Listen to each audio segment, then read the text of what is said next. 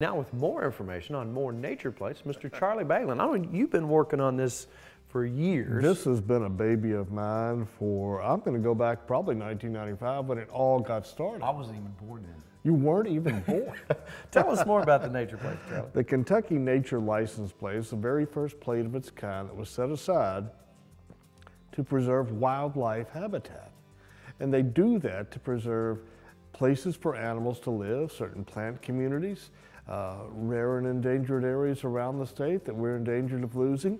This money goes to prevent them from becoming, let's say, subdivisions. It goes to buy land. It goes to buy wildlife habitat. These protect the places where green got its name. It's not just about recycling, but the green earth we have to protect it.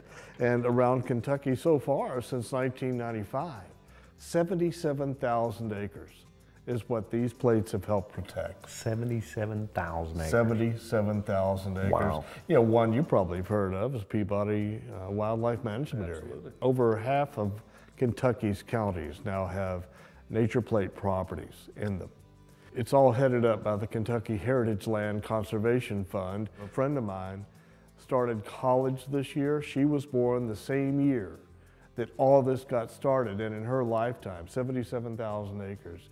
She's looking forward to what's down the road. So are we. Now, how many of these plates are out there? I've seen dragonflies. I mean, how many of them are out there right now? The plates that deal with wildlife, there are 9. You have the League of Kentucky Sportsmen's Plate, Ducks Unlimited, and Quail Unlimited that help out those efforts. But as far as nature plates, as we speak, there are 6, but 3 are being phased in, 3 are being phased out. You have the 3 that are coming in of our most popular ever, the cardinal, the viceroy butterfly, which is our state butterfly, and then this bobcat plate. Hey, that covers a lot of folks if we've got a cardinal and a wildcat. Purely accidental, I promise you.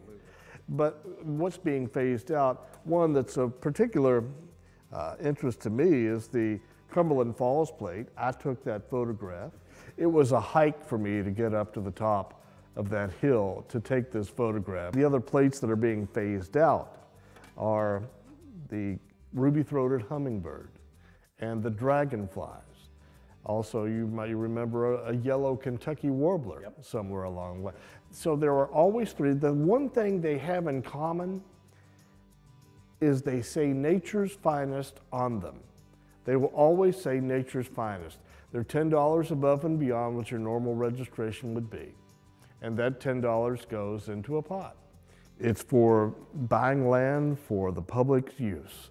Sometimes that may be for fishing. There will never be a golf course on these properties, never a tennis court, never a hotel, not a subdivision. No concrete.